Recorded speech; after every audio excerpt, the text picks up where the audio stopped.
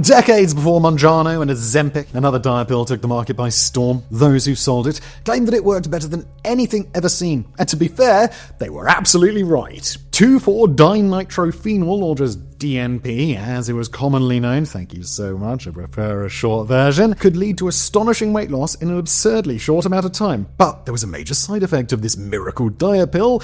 It could kill you, and it has killed many, many people. Allegedly. In 2015, a 21-year-old woman from Shrewsbury in the UK named Eloise Parry spun the DNP Russian roulette wheel. Having battled bulimia and mental health issues for some time, Parry was willing to try anything. Initial online purchases proved successful, and she lost a considerable amount of weight in a short amount of time. Fantastic! In April 2015, she purchased more pills online from a website run by 31-year-old Bernard Rebello. By the morning of the 12th of April, she'd consumed 8 pills within a short window of time. Around midday, Parry began to feel unwell and was rushed to the hospital, where the severity of the situation quickly became apparent. Her mother recounted what happened, quoting, "She had taken so much DNP that the consequences were inevitable. They never stood a chance of saving her. She burned and crashed. She never intended to take her own life. She just never really understood how dangerous the tablets that she took were. Most of us don't believe that a slimming tablet could possibly kill us. DNP is not a miracle slimming pill.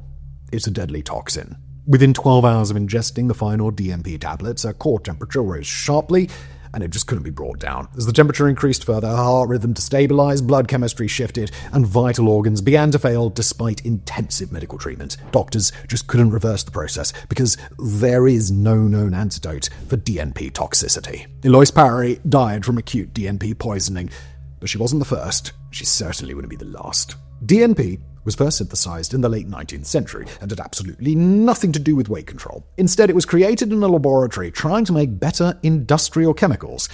It had no medical purpose at all. Initially, DNP was used in the manufacture of explosives, dyes, wood preservatives, and pesticides. Run in the gamut, isn't it? And it was highly valued for its chemical stability and energy-related properties. Not because anyone thought it belonged anywhere near a human digestive system. By the early 1900s, DNP was already widely used in factories, and that's where the problem started. People began noticing that workers exposed to it, particularly in French munitions factories during World War I, began rapidly losing weight. But there were also glaring side effects. Workers complained of constant sweating, fatigue, and a feeling of being permanently overheated. Some collapsed on the job and a few died, but this was the early 1930s, and it wasn't like you could just stop by your HR department and make a complaint. "Toby, I'm really hot, Toby." Most of the injuries or deaths were put down to heat exhaustion in difficult conditions. Certainly, nobody had any idea that it was the DNP killing them. In 1933, researchers at Stanford University began formally studying DNP after noticing reports of industrial workers experiencing significant weight loss. They quickly discovered that DNP dramatically increased metabolic rate, meaning people burned far more energy than usual, even while resting. The natural byproduct was fat loss at a rate far beyond normal. But the problem was that researchers couldn't really explain why. Normally, cells converted food into ATP, that's adenosine triphosphate, mouthful, which is the body's usable energy source. But DNP seemed to disrupt or even hijack that process. Instead of producing ATP efficiently, the energy from food is released as heat, and the body responds by burning more fuel to compensate for the increased demand. So, people burned through their fat stores and their weight plummeted. On paper, this looked awesome. There was no appetite suppression, no stimulants, no glaring side effects, just accelerated metabolism. Of course, we now know there are absolutely side effects to DNP weight loss because the same mechanism that caused weight loss also disrupted the body's ability to regulate its temperature properly. It was a glaring miss by the researchers that was going to cost lives. By the mid-1930s, DNP had gone from being a research curiosity to actually being sold commercially in the US as an obesity drug without even needing a prescription. Now, we should point out that the diet industry barely even existed at this point. This was the Depression era in the US, when malnutrition and indeed starvation were very real threats. Rates of obesity were, understandably, really low, probably under 1%. But that still didn't stop the good old pharmaceutical industry from jumping on the bandwagon. They love money. By 1934, 20 companies were selling DNP, reportedly with more than 100,000 individual customers across the country. Dosage guidelines existed, but they were based on short-term observations and not long-term data. They also didn't take into account that DNP's effects can be drastically different from one person to another using the same dose. As use spread, reports of side effects followed: heavy sweating, elevated heart rate, severe fatigue. Patients complained of feeling permanently overheated, even in cool environments. Most doctors gave out the best advice they could, using lower doses, resting, and staying hydrated. But the idea that the drug itself was fundamentally unsafe took longer to land. Gradually, the stories of illness and death began to stack up. Autopsies often revealed extreme hypothermia and organ damage consistent with prolonged overheating. In the early days, many deaths weren't even classed as poisoning, but rather metabolic failure. Even if you did make it out with your life, DNP left scars. Cataracts became a recognized complication, sometimes developing rapidly and permanently impairing vision. Slowly,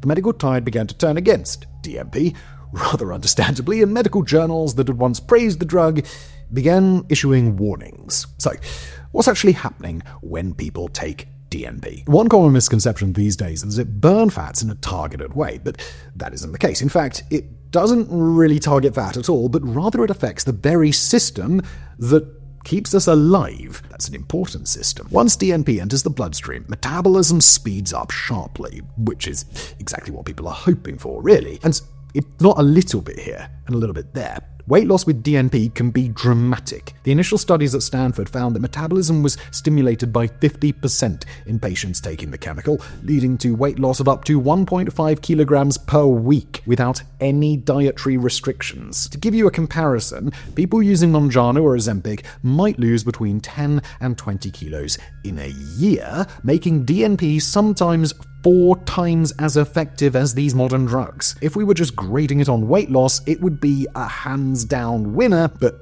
well, we can't do that because it's attacking your body. You see, the body starts burning fuel at an extreme rate, even when you're on the sofa just chilling and watching Netflix. Fat and carbohydrate stores are the first to go. But the important point is that people don't gain the typical usable energy that comes from burning fuel, as with exercise. Instead, heat builds faster than the body can remove it, with increased sweating, heart rate, and breathing, all signs that the body is trying to cool itself while pushing oxygen to overheating tissues. Basically, the body thinks that you're running a rapid 10K run, but actually, you're just doing absolutely nothing except watching that oh-so-bingeable Netflix show. At this point, people try a range of ways to cool themselves down, such as fans, ice, water, but the problem is the heat isn't external, it's inside you. It's literally in every cell of your body, and even plunging yourself into an ice bath isn't going to help to any significant degree. You might feel a bit cooler, but your body temperature is going to stay roughly the same. As the temperature climbs, proteins inside cells begin to fail. This is followed by muscular breakdown and potential organ failure as the liver, kidneys, and heart struggle to function under sustained heat stress. And to make everything much worse, the body can't retain enough fluid, leading to dehydration that further strains the circulation. When it gets to this stage, there's not much that medical personnel can do. Even today, DNP keeps forcing cells to waste energy as heat until it leaves the body, a process that can take many hours. During that time, the patient experiences the full horror of DNP, which some have described as feeling like they were being cooked alive. So in 1938, the US passed the Federal Food, Drug, and Cosmetic Act, which included requirements to properly test drugs before sale to ensure they were safe. Really? 1938? Oh my. And have greater oversight of food safety and more stringent drug labeling rules. Really good idea, guys. A lot of this sounds like complete common sense, but again, this was the 1930s, and companies could still get away with murder, sometimes quite literally. Up until then, things were covered under the Food and Drugs Act of 1906, which, to use a slightly soft pun, was, well past its sell-by date.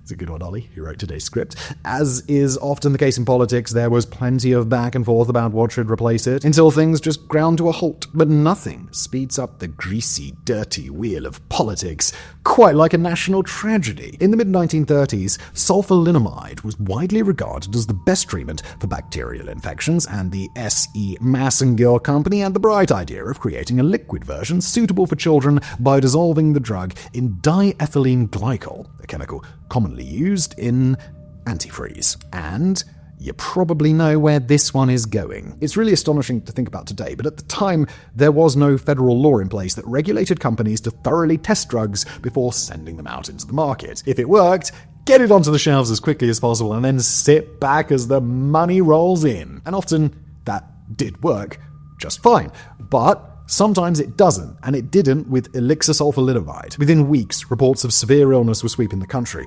Patients experienced abdominal pain, vomiting, kidney failure, and rapid decline. The doctors did their best, as they always do, but without understanding the cause, the number of deaths began to climb. By the time the authorities traced the deaths to the medication, at least 107 people had died, many of whom were children. Investigators confirmed that diethylene glycol caused the poisonings, and the company chemists admitted they had checked only taste, color, and appearance. Toxicity never entered the discussion. Legal consequences mounted and public outrage exploded. Suddenly, those small hurdles holding up a new act covering food and drugs weren't quite so insurmountable anymore. The US government knew it needed to regulate what was going into the market much more closely, and one drug that was struck off was DNP. In fact, at the time, DNP was considered so dangerous that it appeared on the Chamber of Horrors, an exhibit assembled by the Food and Drug Administration to explain the limitations and dangers of existing American drug regulations. Hell of a name, guys. So, not much was heard about DNP for years, until it resurfaced in the 1980s when a Russian-American doctor named Nicholas Pachinsky opened a weight loss clinic in Texas that provided DNP under the name of Mitcal. Reports later suggested that as many as 14,000 people enrolled in this clinic, leading to as much as $8 million in sales for Pachinsky. But things weren't so good for his patients, some of whom experienced side effects, with at least one death being reported. In 1986, he was caught and convicted, but that didn't stop him. In 2008, the same thing happened, and he went back to jail. It later emerged that Pachinsky had learned about DNP's effects after translating Soviet army documents for the US government in the 1960s. According to some reports, Soviet troops were given DNP during World War II in winter to keep them warm. There was the noticeable side effect of rapid weight loss, but in the glorious defense of the motherland, a thin soldier was considered much better than one who was frozen solid. And despite his legal issues, Pachinsky had lit a fuse, and his super diet pill didn't disappear. In fact, while in prison, Pachinsky would pass the DNP baton to another man. During the 1990s, DNP gained traction within bodybuilding circles, where it earned a reputation for stripping fat at extreme speed. It was often used in conjunction with anabolic steroids, which were rapidly gaining in popularity throughout the industry. The man primarily behind the DNP bodybuilder segue was Dan Duquesne, commonly referred to as the steroid guru, who just happened to be in the same prison with Pachinsky. Duquesne, a former bodybuilder himself, was highly influential in promoting the use of performance-enhancing drugs, particularly in his less than covertly named The Underground Steroid Handbook, released in 1981. Writer Sean Assail wrote in his book, Steroid Nation, that Duquesne was, quote, a founding father of the steroid movement. In 1987, Duquesne was caught and indicted on conspiracy and mislabeling charges, which led to a 10-month stretch in prison, after which he emerged and almost immediately got caught selling illegal substances to an undercover FDA agent, and back to prison he goes. On his second release, Duquesne stayed on the right side of the law, this time writing several prominent bodybuilding books and featuring in a cassette series released in 2000 in which he strongly advocated for the use of DNP for serious bodybuilders, which he called the king of fat loss drugs. Duquesne built a large following through his newsletter and, along with Pachinsky, helped drag DNP from the dark ages into the light as the new millennium began. Daniel Duquesne was found dead in his home at the age of 48, the result of polycystic kidney disease, a genetic disorder that was most likely worsened by years of steroid and DNP use. So, before the internet, you needed to know somebody who knew somebody if you wanted to get your hands on steroids or DNP. In bodybuilding circles, this could usually be done easily enough at certain gyms, but for those simply looking to lose weight, it was often much harder. However, when the internet arrived and began to expand rapidly, those problems quickly disappeared. Suddenly, you could purchase fat burners or weight loss supplements legally online. Whether people actually understood what they were taking, that is another story. Without a doubt, many knew exactly what was in these miracle pills, but deemed the risk acceptable according to what they were being told by word of mouth or the often slick marketing language on these websites. The legal problem in some countries is it's not illegal to buy and sell DNP as long as it's not for human consumption, which leaves things pretty open. It's a hell of a loophole. It's currently still widely used for wood preservatives,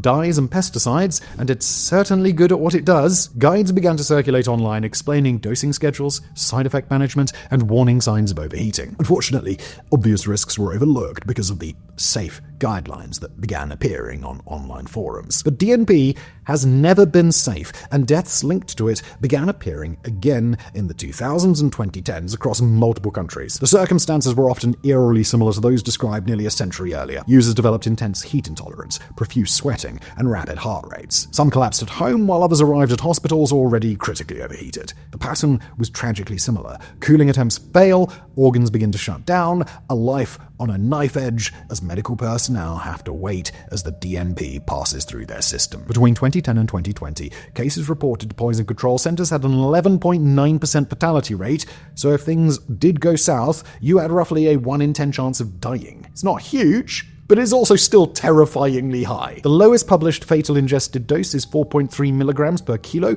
but a typical overdose death occurs at a higher level of exposure, around 20 to 50 milligrams a kilo. This is a drug that gets significantly worse for you the more you take, but for the unlucky ones, even tiny quantities can be fatal. Regulators struggled to respond. Because DNP wasn't marketed as a drug, sellers often operated in legal grey zones. Bans existed, but enforcement lagged behind online distribution. Each new death triggered warnings, press coverage, and renewed calls for action, followed by another case months or years later. Over the course of the first 2 decades of the 2000s, deaths began to stack up. On the 13th of February 2013, Osama bin Laden collapsed and died in his halls of residence. On the 5th of June 2013, 18-year-old Chris Mapletoft died at his home just hours after taking his final A-level exam. On the 16th of October in 2015, an Apollo gym in High Wycombe, Sean Clairthrow consumed a yellow liquid containing DNP and almost immediately began to feel unwell. He died in the hospital 8 hours later. And on the 16th of July 2017, Liam Willis, a fitness fanatic from South Wales, died at a Premier Inn. The average age of the victims was between 21 and 22 years old, with most suffering some kind of mental health illness, eating disorder, or body image issue, according to a report compiled by campaigner Doug Shipsey, whose daughter died of DNP poisoning in 2017. These are just a few examples from the UK, where poisoning cases are more specific than in the United States. Worldwide, the number of DNP fatalities over the last 20 years is at least 62, but that number is almost certainly a lot bigger because many cases are attributed to general poisoning or metabolic failure. While the number of DNP users is notoriously difficult to gauge, the drug remains prominent around the world, despite alternatives like Mounjaro and Ozempic coming onto the market. DNP is discussed openly in bodybuilding and weight loss forums, and it's scary how many dismiss the dangers while scores more actively promote it. One user on a website that we're not going to link you to said, "Take either 125 milligrams or 250 milligrams of DNP per day. I recommend 250. Yes, you will feel that little hotter, but the effects are doubled." So I suppose this says a lot about the state of body issues across the Western world. People are willing to put poison into their bodies to gain an aesthetic shortcut. I mean, I'd say I'm surprised, but I'm absolutely not. At the end of the day, if people are willing to roll the proverbial DNP Russian roulette wheel with drugs like Dinosant, Dnoc, Sulfo Black, Nitrofen, Advil, Camox, then there's not much that's going to stop them. Physical beauty and getting that weight just right have